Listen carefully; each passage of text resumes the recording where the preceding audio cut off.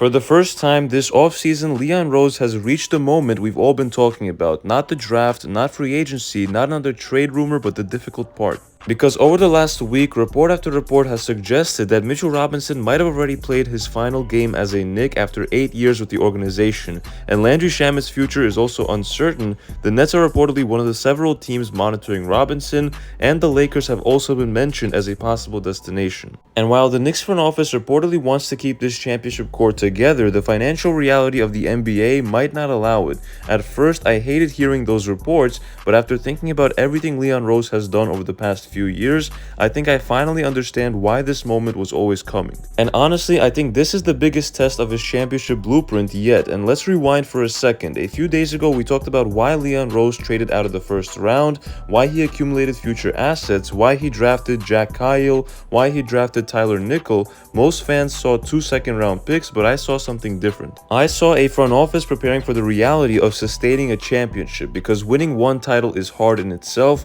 Keeping a championship team together, that's even harder. Every championship team eventually reaches this point. You look at the Celtics, for example, a few years ago, losing Porzingis, Drew Holiday, Al Horford as well. The Warriors also lost key role players at some point. Denver could not keep Bruce Brown after winning the championship, and other recent contenders have watched valuable contributors leave because the salary cap forced impossible choices. Now it's the Knicks' turn. But let's talk about Mitchell Robinson, because this is not just another free agent. This is someone who helped define the identity of this championship team by a mile. And when healthy, Mitchell Robinson was one of the best offensive rebounders in basketball. He protected the rim, he erased mistakes, he allowed perimeter defenders to play aggressively because they knew he was waiting behind them. Some of the biggest defensive possessions during the finals happened because Mitchell Robinson cleaned up everything around the basket. Players like that are not easy to replace, which is exactly why so many teams are interested. According to multiple reports, Brooklyn is apparently one of the few teams monitoring his situation closely. Other teams are expected to make competitive offers as well that surpass what the Knicks can even offer him, and that should not surprise anyone. Every contender wants elite rim protection. But regarding the Nets specifically, I don't understand their reasoning for targeting Mitchell Robinson, because they're not a contender by any means and probably not even a playoff team. But now let's talk about someone who probably is not getting enough attention, Landry Shamet. Throughout the championship run, Shamet accepted whatever role Mike Brown asked him to play. Some nights he played a lot, some nights he barely saw the floor, and he defended, he spaced the floor, he stayed ready. Championship teams need players like that. The problem is the rest of the league noticed too. Reliable veteran shooters always have a market, especially after helping win a championship. So if Shamet leaves, it's another reminder that success comes with its own consequences. And I've seen a lot of fans immediately blame ownership. And look, I do understand the frustration. Reports have suggested that there's hesitation about crossing deeper into the second apron by James Dolan, but I actually think the bigger story is not just one person. It's the system itself, because the new collective bargaining agreement in the NBA was designed to make dynasties harder. The league does not want teams stacking talent forever.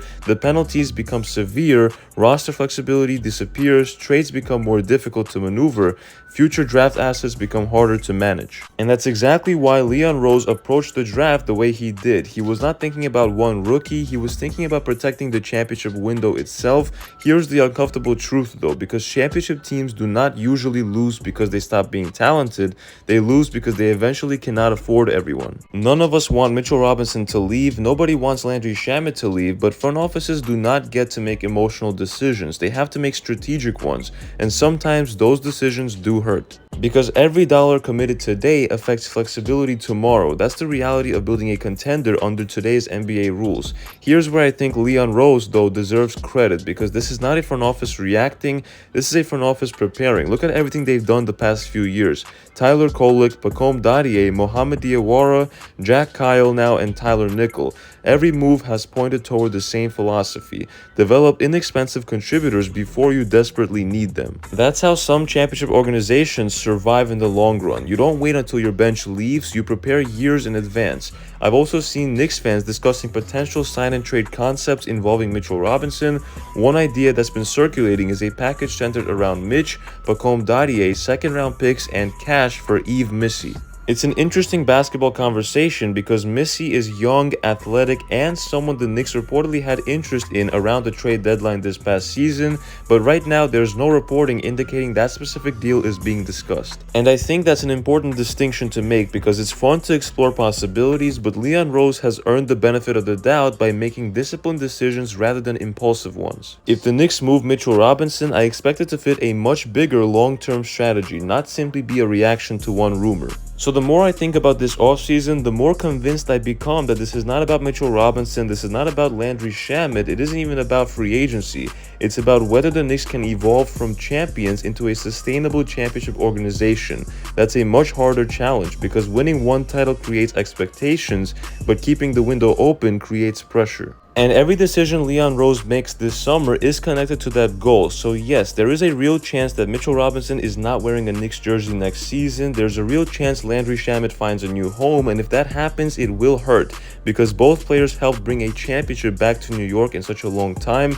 But here's what I keep coming back to. The blueprint was never designed to win one championship. It was designed to give the Knicks a chance to compete for another one. Sometimes that means making incredibly difficult decisions. Sometimes it means saying goodbye to players who became fan favorites. That's the price of trying to build something that lasts. And if Leon Rose truly believes those sacrifices gives the Knicks the best chance to raise another banner, history suggests that he's earned that trust. So if you enjoyed this video, make sure to hit that like button, subscribe for more Knicks coverage, and let me know in the comments if you could only keep one, who would you choose? Mitchell Robinson or Landry Shamet? It's been KNYT here, and I'll see you guys in the next one.